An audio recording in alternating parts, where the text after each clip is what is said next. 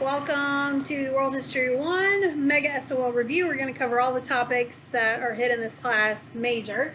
So let's start with our early humans.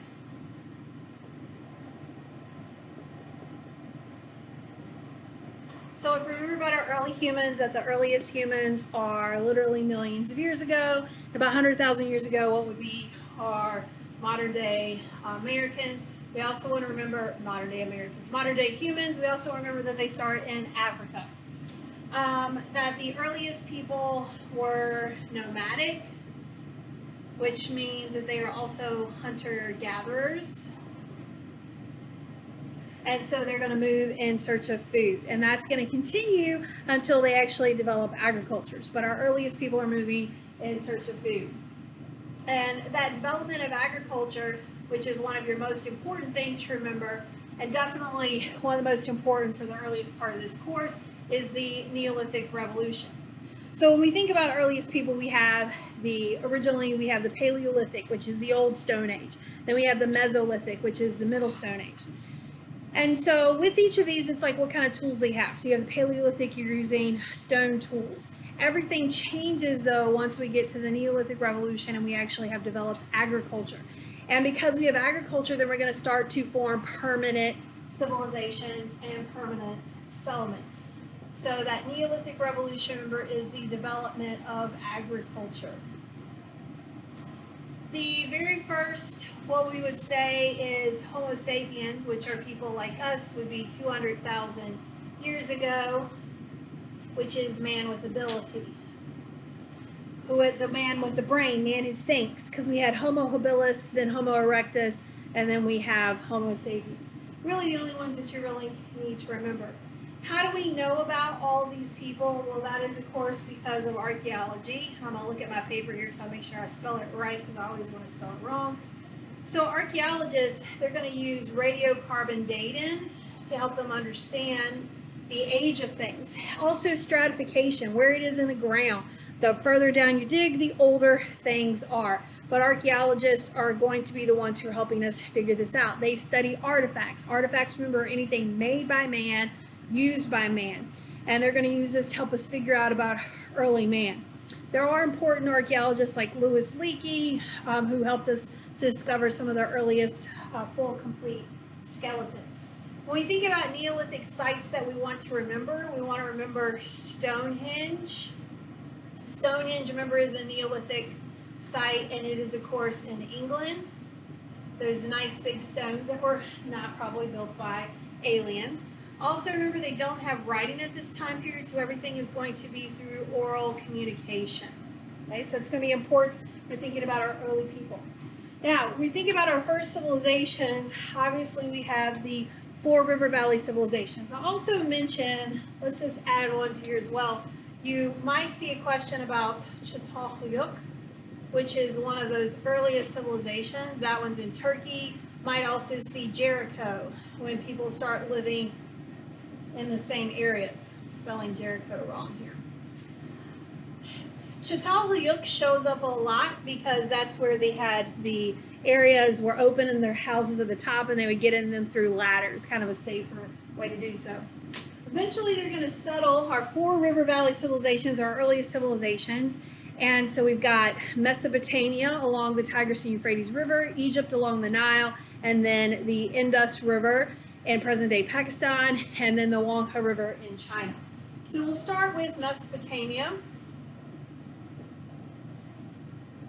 And Mesopotamia, of course, means land between the rivers. And Mesopotamia started circa around about 3,500 BC and would be in what we today call Southwest Asia, or would be the Middle East. And it is along, of course, the Tigris and Euphrates rivers. And again, Mesopotamia means land between the rivers. They were polytheistic. Pretty much every early civilization is polytheistic, following the polytheistic mythology that we're going to see among so many.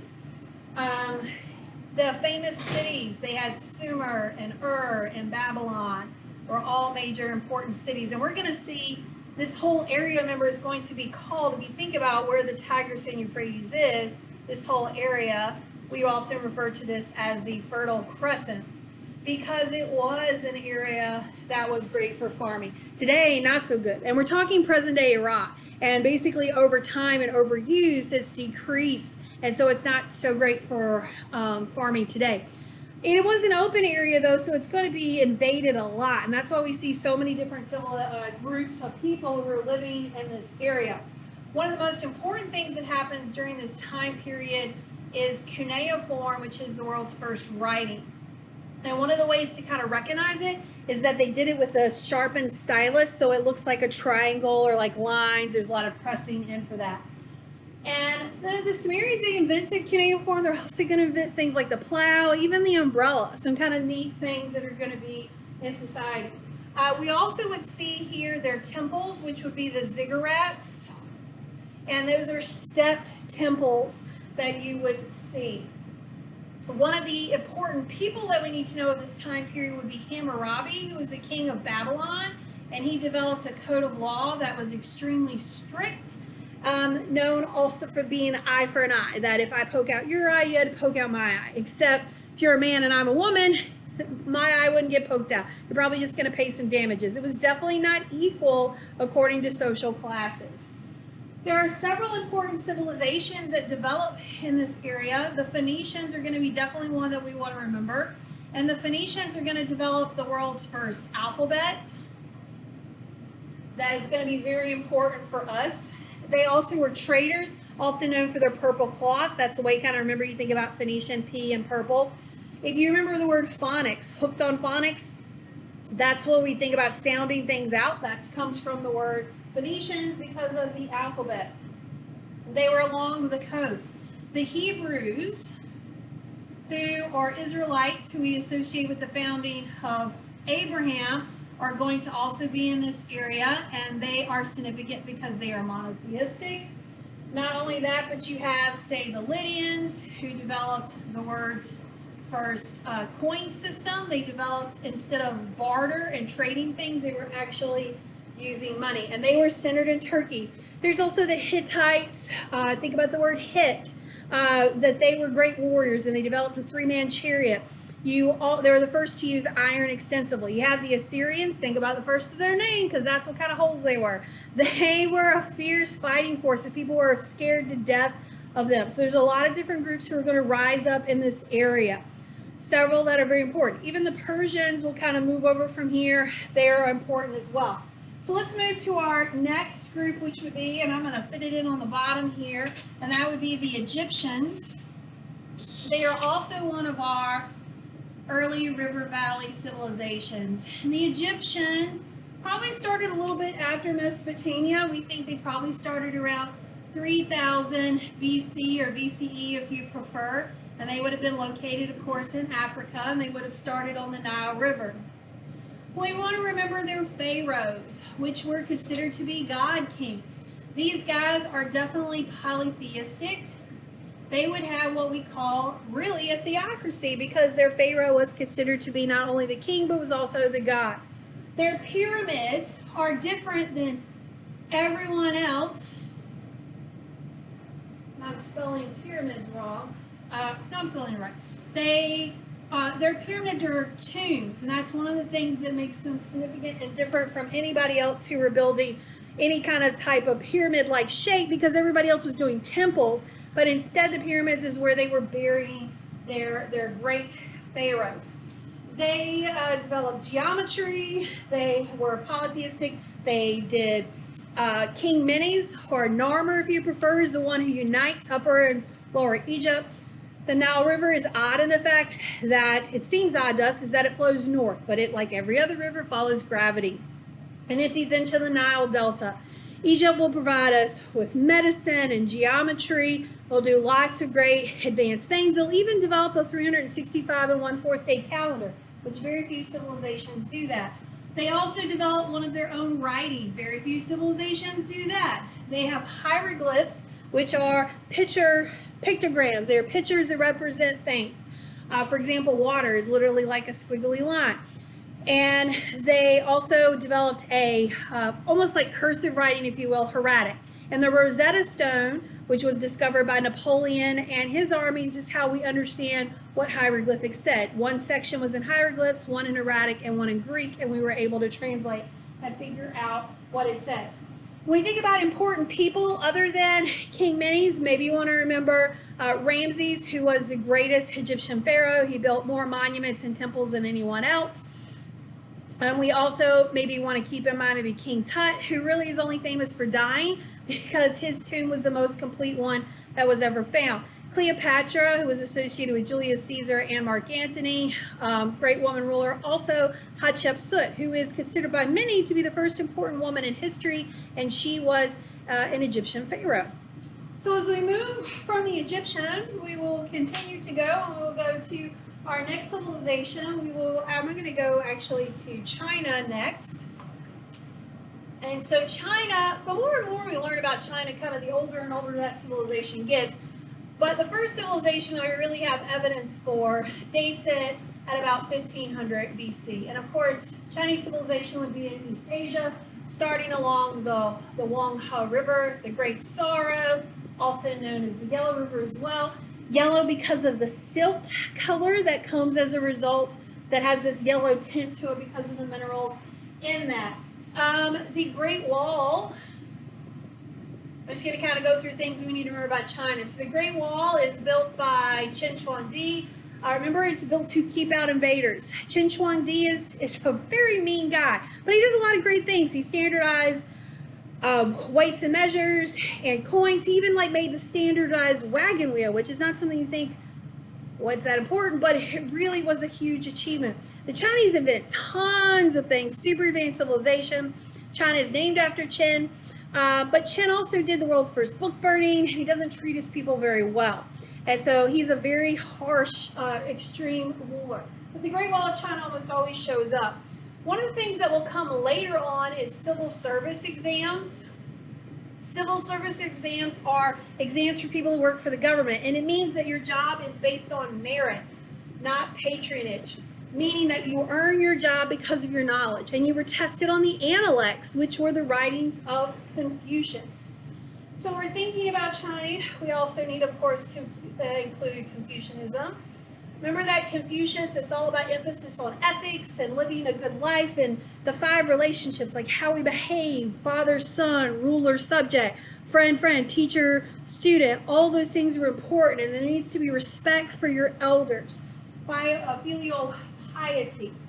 Also Taoism, which you can spell with a T or a D, that is the yin and yang. That whole idea that there are these opposing forces in nature that are balanced by each other. And the Laozi, with the foundation of Taoism, talks about how important nature is and emphasis on nature. And he pretty much kind of rejects government, doesn't think it's so important, as opposed to Confucius, who thinks that it is very important.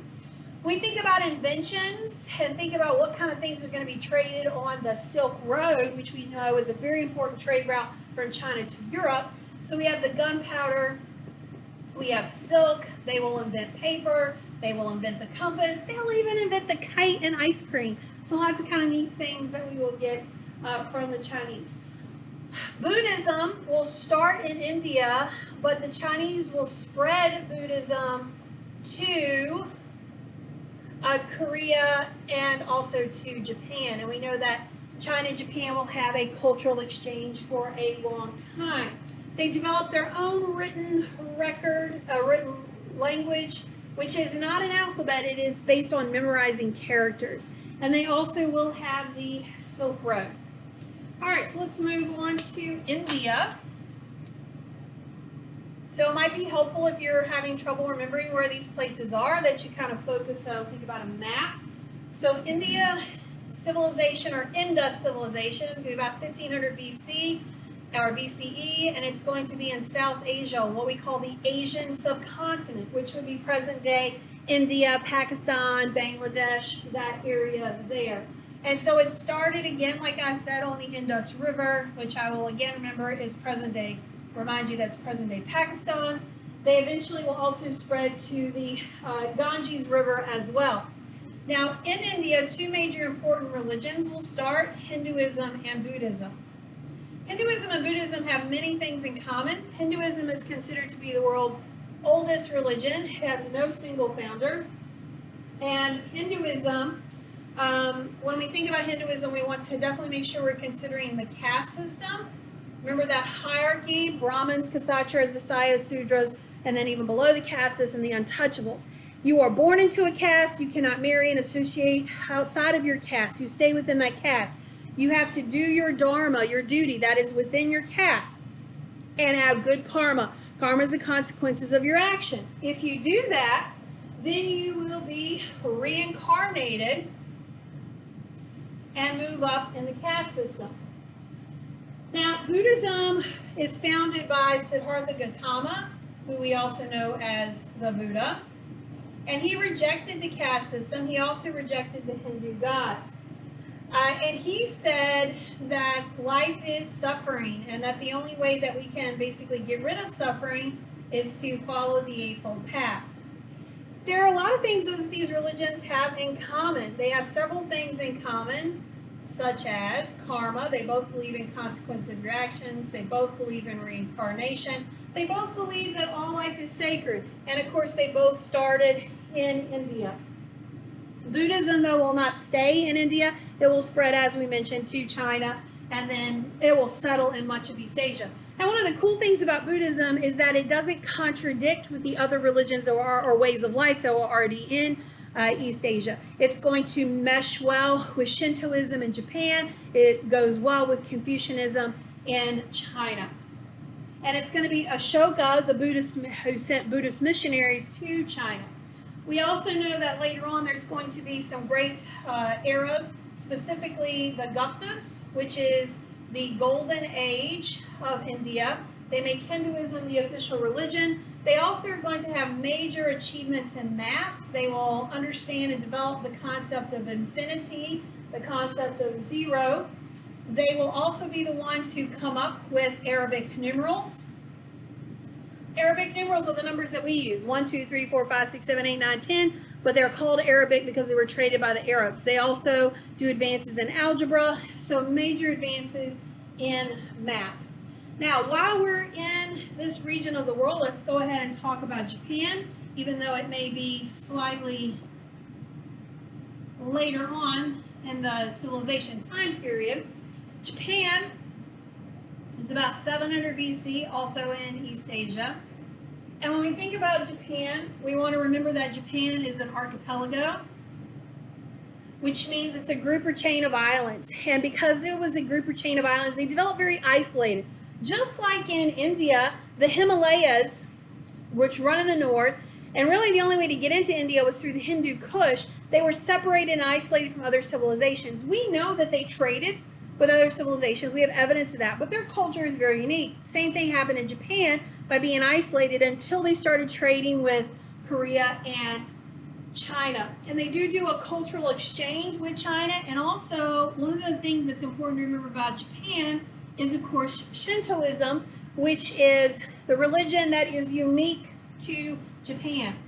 They also believe that in Kami, which is a sacred spirit that lives in all kinds of things in nature, even could be in the emperor.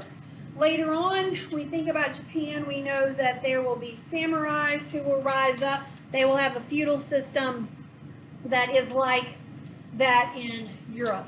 All right, let's move on to our classical civilizations. Let's move on to Greece.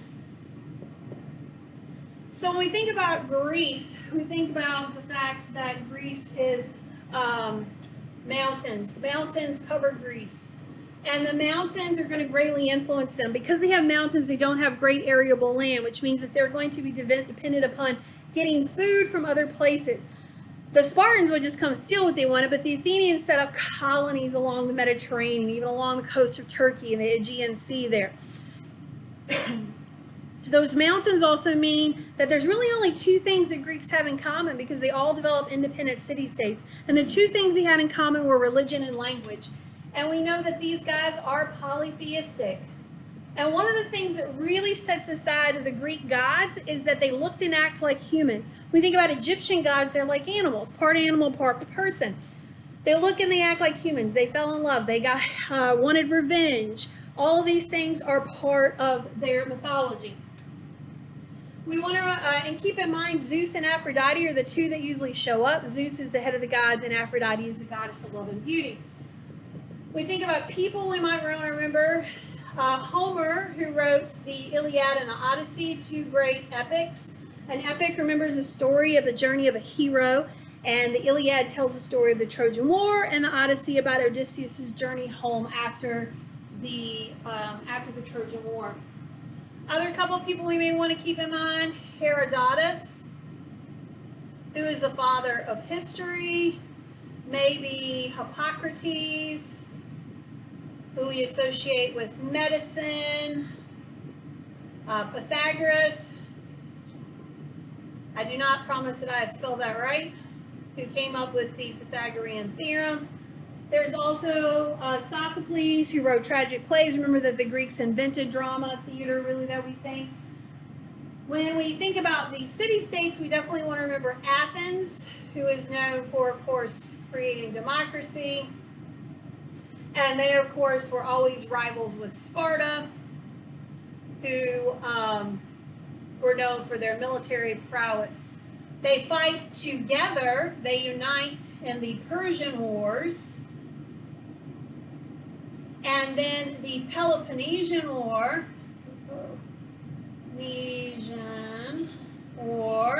will be a civil war that will divide them and leave them weak and open to invasion. After the Persian Wars, when everybody unites together to fight against Persia, Greece will have a golden age. In Athens, they'll build the Parthenon, which is this beautiful building that is to honor Athena. When we think about that architecture, using my lovely columns here. So we've got the Doric, and then we have the Ionic. I always say kind of the way to remember them, you think about, so Dorky, the eyes on it, and then the Corinthian, which has all these beautiful flowers and really things that I can't draw. And so those are our columns that we need to know. The Peloponnesian War happens after that, though, and it's a civil war led by Sparta on one side, Athens on the other. Sparta will win, but the country will be weakened and open to invasion. And in comes Philip of Macedon. And Philip II, Alexander the Great's father, will defeat and conquer all of Greece except for the Spartans. Also, maybe I want to mention some philosophy. We think about Socrates, maybe Archimedes in science, and the Olympics. I will also add on here to Alexander the Great. Alexander the Great will conquer the Persian Empire and will spread an empire that will go all the way from Greece, Hellenistic, go all the way from Greece to India. He'll have to stop at India. And he's spreading this Greek and Persian culture.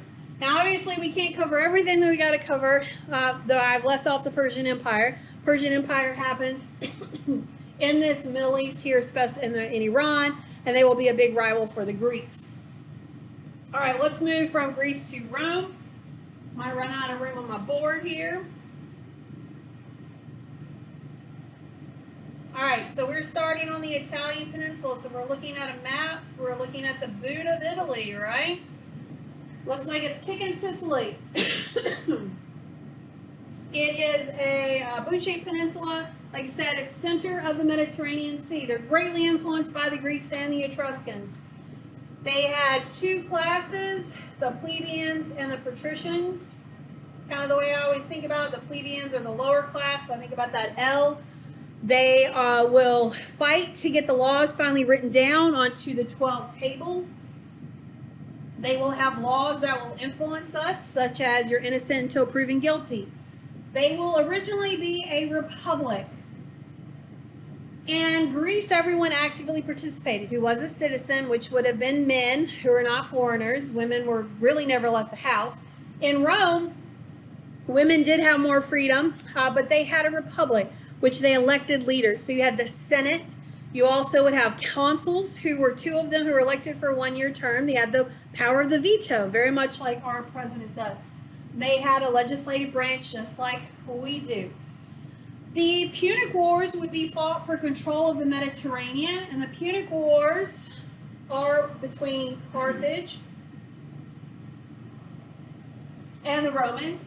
There are three Punic Wars. The third one is the one that we remember the most because Hannibal, the great Carthaginian general, came up through Spain, through the Alps.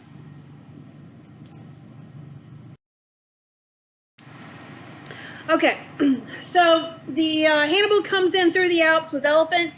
He's winning until what happens? Scipio goes to Carthage and he has to return home to go defend. And this will make sure that the Romans are going to get control of the Mediterranean Sea. So what else do we need to know? All right, well, they're polytheistic just like the Romans are. Excuse me, just like the Greeks are.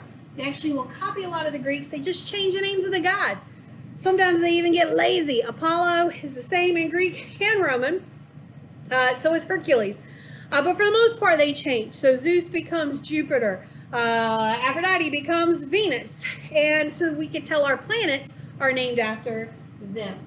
When we think about achievements, they did so many great building things. So we have aqueducts which carry water. They invented the dome with the arch, like the Pantheon is gorgeous building in Rome with this beautiful dome, this building that's to all the gods, because it's the Pantheon.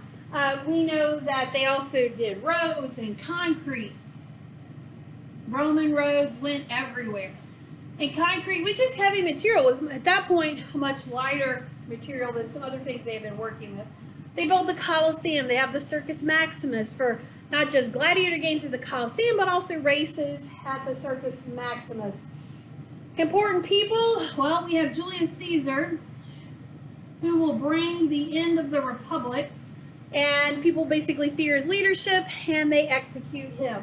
His adopted son will become the first emperor, Augustus Caesar, and will start the Pax Romana, which is this 200 years of peace and prosperity, where things are going pretty well for the Romans. Constantine will move the capital. Constantine will also be the first Roman emperor to convert to Christianity. Remember, Christianity starts in the Roman Empire. I need a water break. And Theodosius will make Christianity the official religion of the Roman Empire. There's a lot of persecutions of the Christians to begin with, but once it becomes the official religion of the empire, then it's going to be spreading everywhere. Eventually, though, the fall of the empire will come because of economic problems, inflation, political problems. They don't have a great series of leaders, and they will be, the biggest reason is the barbaric invasions. And the invasions of the Vandals will kind of be the last straw, and they will then collapse in 476 AD. Now, we will see remnants of Rome in the Byzantine Empire. So Byzantium, the Byzantine Empire, which would be located in present-day Turkey or Asia Minor, we started around 330 AD, which is the formation of Constantinople. Constantinople, of course, is chosen. It's a city on 7 hills, just like Rome was, but it's a peninsula, and it's going to be very easy to defend.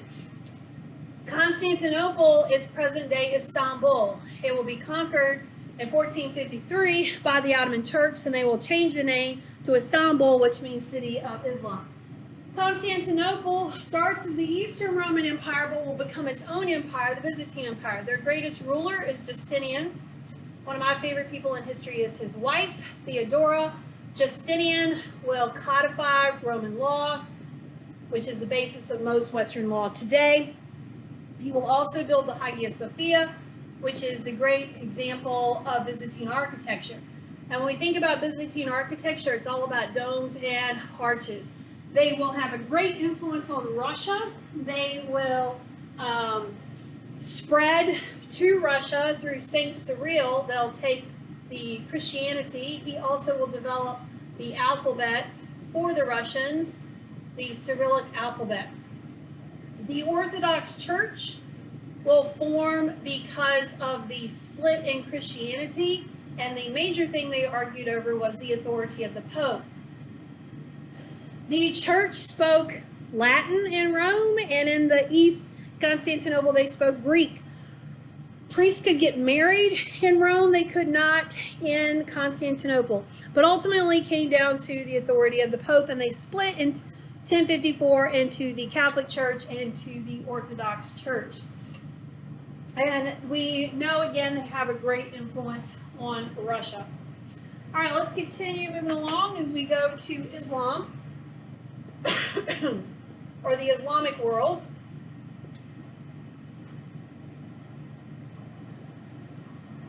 So Islam is going to be starting around 600 AD, and it's going to be in the Middle East. Specifically, Islam will start in the Arabian Peninsula. Specifically, two important cities of Mecca and Medina. Islam will start with Prophet Muhammad, who they believe is the last and greatest prophet.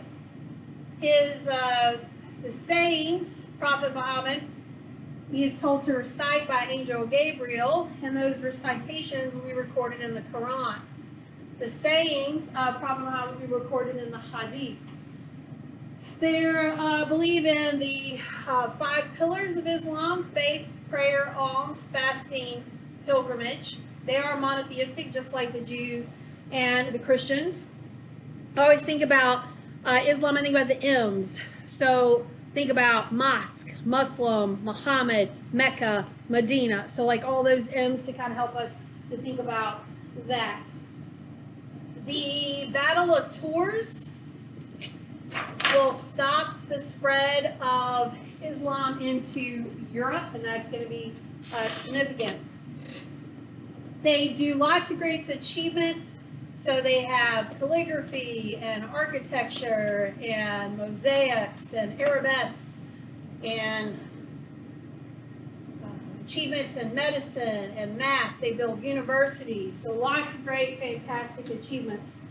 They will eventually split into the Sunni and the Shiite, and they will spread across into not only the Middle East, but also across into North Africa, and they will be stopped in Europe by the Battle of Tours.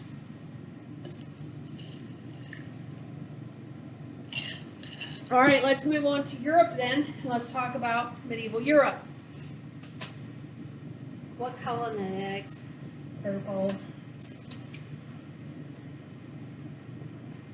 All right, I'm just going to say the Middle Ages in Europe. So this is the medieval. So the medieval time period, medieval Europe, because I always have trouble spelling medieval. So we know that Charlemagne will be crowned the Holy Roman Emperor, which the Holy Roman Empire is neither Holy nor Roman nor an empire. He was a Frankish king. He's the first Holy Roman Emperor crowned by the Pope. And he will do a lot to kind of unify Europe after the fall of Rome. And that's in 800. He also is going to build churches and schools and expand education. Does a lot of great things, but doesn't really continue much after him. We know that during this time period, feudalism will form. And feudalism is basically like all these alliances between the lords. And we have the lords would pledge their fealty to the king, who would give them land. Then the lords would have this land that they needed to work, so the serfs, the peasants, would enter in this agreement with the lords so that they would then work the land, they would be protected, and they would give part of that land. So feudalism is going to spread all over Europe. We know that there's going to be several important battles and wars. We have the Black Death, or the bubonic plague. We have the 100 Years' War between the French and the English, Joan of Arc being the most famous of that. We have Henry II, who will do common law in Europe. We have the Magna Carta signed by King John. So there's a lot of different events that are going on in Europe that you may want to review those sections to kind of go over that. We know that education is super important, only really for the clergy, and it's going to take a long time before education is being spread to more people. A third of Europe are killed with the Black Death, and the Crusades definitely weaken the belief in the church and also increase animosity between Muslims and Christians. But it does inspire trade. And when people come back, they're like, hey, we want all that cool stuff that we saw in the Middle East. And that is going to be one of the things that will eventually lead to the Renaissance. So that will take us to the Renaissance. The Renaissance is the rebirth, the renewal of ideas of the Greeks and the Romans. So Italy is where it starts. It's all about humanism, the influence and emphasis on the individual, the emphasis on the Greek and Roman cultures. Why does it start in Italy? Well, Italy is at a center of trade. They don't have any feudalism. They're much more wealthy. They're not as hurt by the plague as the other places are. Excuse me. Art is going to be more lifelike. People are going to become more secular, which means that they are not as religious. Now, art is still going to be very religious because religion is still a very important part of life, but it's going to have less emphasis. When we're thinking about people we might want to know, obviously we might want to keep in mind Leonardo da Vinci, who does the Mona Lisa and the Last Supper. We've got Michelangelo, who does the sculpture of David, also the Sistine Chapel, the creation of Adam, La Pieta as well. Raphael, who does the School of Athens, and the Madonnas he's famous for. Machiavelli, who writes The Prince, which is all about how to get and gain power. He says that the end justifies the means and it's okay to do evil when necessary. Sir Thomas More wrote Utopia about this perfect society. We have Gutenberg's printing press, which is going to spread the ideas of the Renaissance. The Renaissance will leave Italy and go into the rest of Europe. England is one of the last places to get it because they had been in the middle of a civil war, the War of the Roses. But we'll eventually see William Shakespeare and his great plays that are there. Erasmus's Praise of the Folly, a great example of the humanist, and he'll begin to criticize the church. This is a big deal that people are criticizing the church. All right, we got 2 left, guys. So let's move over to the Americas. So we have the Americas.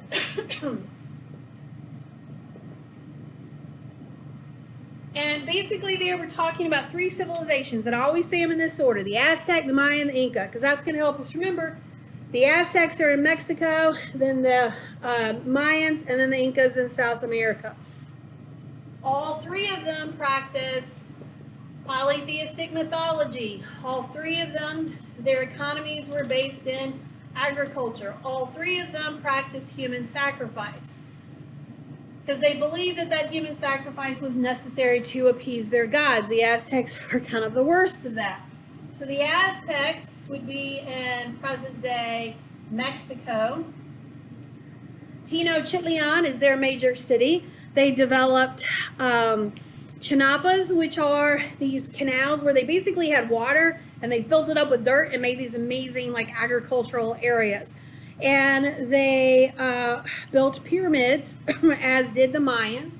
And the Mayans are in the Yucatan Peninsula, which is that little part that juts out. That's part of Mexico and also Guatemala. The Mayans were crazy advanced. They did 3 types of calendars. One of them is a 365 and 1/4 day calendar. Not only that, they also developed the concept of zero and a written language, which we still can't understand. Isn't that crazy? And they also majored in math. I think this concept of zero I mentioned already. And they had a number system based on 20. Our number system is based on 10. They also built pyramids. Then we have the Incas, who are along the Andes Mountains. By the way, the Mayan famous city is Chichen Itza, and then in the Incas, their famous city is Cusco and Machu Picchu. And they built roads and bridges. They also had a number system. They even had a way of counting called Quipu. They had a spoken language, but not a written language. And their empire rivaled the size of the Romans. Pachacuti, one of their greatest leaders, is compared to Alexander the Great. And they do high altitude agriculture. That leaves us with 1 civilization to discuss, and that would be the civilizations in Africa. So the civilizations in Africa, what we need to remember about them is that oral language was very important, how they passed things through.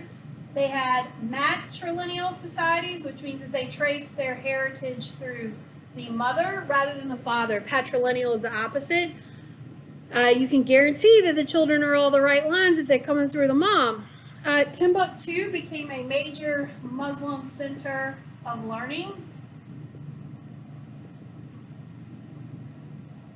And the majority of Africa is going to become Muslim because they are influenced by traders coming from the Muslim world, coming from Arabia. The kingdoms that we need to know of West Africa are Ghana, Songhai, and Mali. And they are in West Africa. And they are part of the Trans-Saharan trade route, which traded gold and salt. And salt was necessary because it's so hot and they don't have refrigeration to preserve and flavor their food. We also have Great Zimbabwe and then Axum. Axum is significant because it was the only Christian kingdom in Africa, which makes it rather unique in this situation. As a side note, slavery existed in almost every civilization in some form. It does not become race-based until we talk about that in world history too, with the Columbian exchange and triangular trade. So I will include a picture of this. I also have a little Cliff Notes version that I'll post a link to, which is what I have made and used in doing this. I'm going to step away for a minute so you can get a little view of the whole screen. And this is, you know all this stuff, I promise you, you will get a very good score on the World History 1 Virginia SOL test.